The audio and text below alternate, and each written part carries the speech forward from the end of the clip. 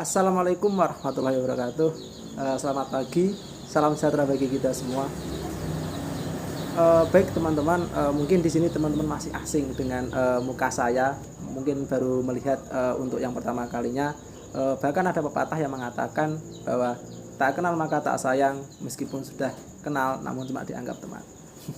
Bercanda ya teman-teman, itu mungkin cuma sebuah bercandaan biar nanti kita lebih akrab. Sebelum perkenalkan, nama saya Aden Bagus Jiwantono, asli dari Bojonegoro. Saya di sini sebagai guru baru dari fisika. Sekarang mungkin mata pelajarannya adalah mengenai mata pelajaran fisika ya, terkait dengan pokok bahasan fisika esensial. Oke, mungkin di sini kelas 11 IPA 1 ya. Oke, siapa ketua kelasnya? Mungkin bisa angkat tangan, mungkin bisa open mic.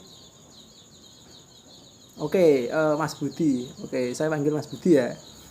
Oke, baik, nanti Mas Budi di akhir nanti akan saya PC untuk minta nomor handphone biar nanti kalau misal ada tugas atau pengumpulan ataupun apapun biar nanti lebih mudah. Oke, sekarang kita mencoba masuk ke materi.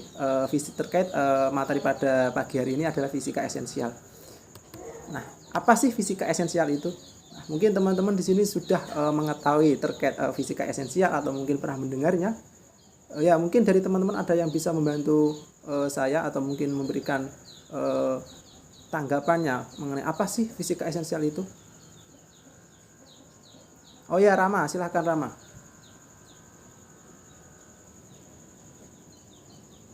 Oke, betul sekali Rama. Jadi mungkin satu orang lagi dari cewek. Ayo cewek, masa kalah sama cowoknya, ayo. Oke, Dewi silahkan Dewi. Oh oke, betul. Jadi jawaban dari Rama dan Mbak Dewi ini sama-sama betul ya. Saya mencoba melengkapi dari jawaban teman-teman. Di sini saya manggilnya teman-teman ya biar nanti lebih akrab. Saya juga umurnya tidak terlalu jauh. Oke, terkait fisika esensial ini berasal dari dua kata, yaitu terkait fisika dan esensial. Nah, fisika mungkin teman-teman sudah mengetahui terkait apa sih fisika itu gitu. Mungkin di sini yang masih asing adalah esensial. Esensial ini merupakan mungkin kita sering menyebut dengan mudahnya adalah sesuatu yang mendasar. Jadi fisika esensial adalah suatu ilmu fisika yang mempelajari tentang dasar-dasar dari fisika. Ya, oke ya. Paham teman-teman? Oke. Nah, di sini fisika esensial merupakan bentuk dari fisika dasar. Nah, jadi merupakan suatu dasar yang memuat berbagai hal mendasar mengenai seluruh ataupun hal-hal yang berkaitan dengan fisika. Nah, di sini kemudian ada besaran fisis atau mungkin besaran fisika. Ya, mungkin besaran fisika di sini merupakan suatu sifat fisika dari suatu materi yang memang dapat diukur dan dapat dihitung. Perlu digarisbawahi, dapat dihitung dan dapat diukur. Nah, menggunakan instrumen pengukuran. Nah, mungkin di sini bisa membantu saya dalam menyampaikan atau mungkin menyebutkan contoh dari besaran fisis atau besaran fisika itu apa aja. Ya, Rohman, silahkan Rohman.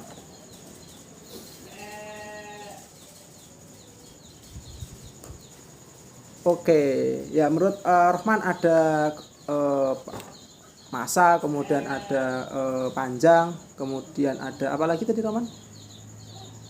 Oke, kemudian ada arus listrik. Mungkin dari teman-teman yang lain bisa membantu melengkapi yang kurang. Ayo, apa aja?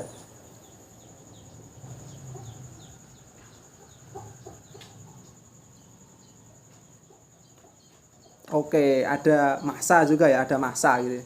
Ada massa, oke. Semuanya benar. Nah, di sini ada dua macam besaran atau besaran fisika ya, atau mungkin satuan atau mungkin yang membantu kita dalam memudahkan untuk mengetahui sesuatu. Di sini ada dua macam besaran, teman-teman. Ada besaran pokok dan besaran turunan. Apa sih besaran pokok itu? Nah, di sini kan sudah ada beberapa contohnya nih ya. Di layarnya sudah ada beberapa contohnya. Ya mungkin teman-teman bisa membantu menjelaskan apa sih besaran pokok itu? Oke. Silakan. Siapa namanya? Oh, Indri ya. Oke, silakan Indri.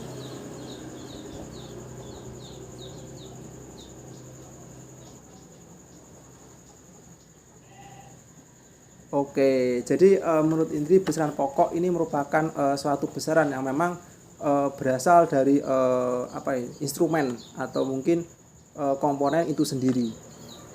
Nah, di sini ada panjang, kemudian dengan satuannya. Nah, satuannya ini meter, kemudian ada massa, satuannya kilogram, kemudian ada waktu, satuannya second, ada juga suhu Kelvin, kemudian ada arus listrik, ada ampere, kemudian ada jumlah zat, ada mol, kemudian ada intensitas cahaya, ada candela. Nah, selanjutnya terkait besaran turunan. Nah, mungkin tidak asing nih dari kata turunan gitu loh. Ayo, mungkin dari teman-teman yang lain bisa membantu memberikan tanggapan atau argumennya terkait apa sih besaran turunan itu gitu.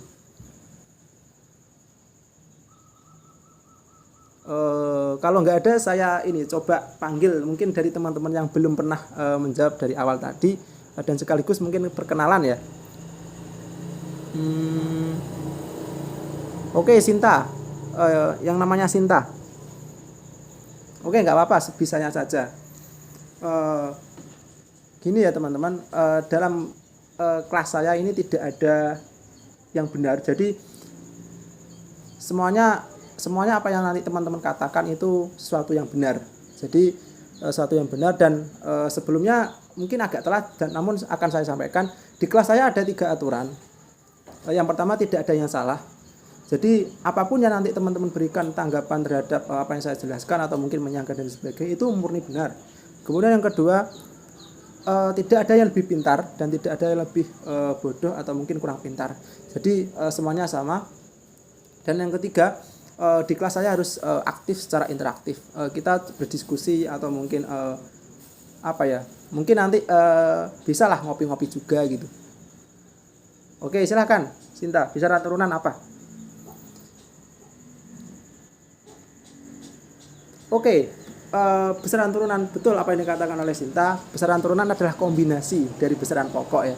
Nah, di sini ada beberapa contohnya, seperti luas, yaitu dengan satuan meter persegi, dengan rumus panjang kali lebar, kemudian juga ada volume dengan rumus panjang kali lebar kali tinggi, ada kecepatan juga, ada volume, V dengan rumusnya S per T, jarak per waktu, dan juga ada percepatan dengan simbol A, yaitu dengan kecepatan dibagi waktu.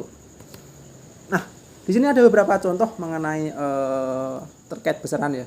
Di sini mungkin akan lebih saya fokuskan terkait besaran turunan, karena mungkin nanti ada sangkut pautnya dengan materi selanjutnya. Oke, contohnya di sini mungkin saya minta teman-teman, salah satu dari teman-teman membantu membaca lah. Oke, Irani silahkan Irani dibaca ya, dibantu membaca.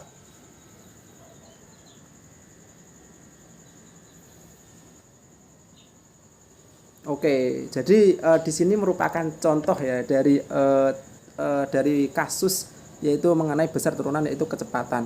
Nah, Adi berangkat ke rumah dengan jarak 180 km, 180. Nah, apa namanya ini teman-teman? Jarak ya, jarak 180. Kemudian ada waktu 3 jam. Berapa kecepatan mobil Adi ketika berangkat kerja? Nah, berdasarkan rumus tadi, kecepatan tadi ya, yaitu jarak dibagi waktu. Jadi di sini jaraknya adalah 180 km, kemudian dibagi dengan waktunya yaitu 3 jam, yaitu hasilnya dengan kecepatan 60 km per jam. Sesimpel itu teman-teman. Ya mungkin dari teman-teman sebelum saya lanjutkan ada yang mau ditanyakan gitu. Silahkan.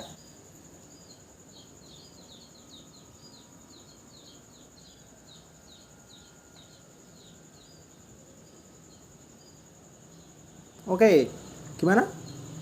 Loh, oke, jadi tadi Anggi sudah menanyakan ya, Pak.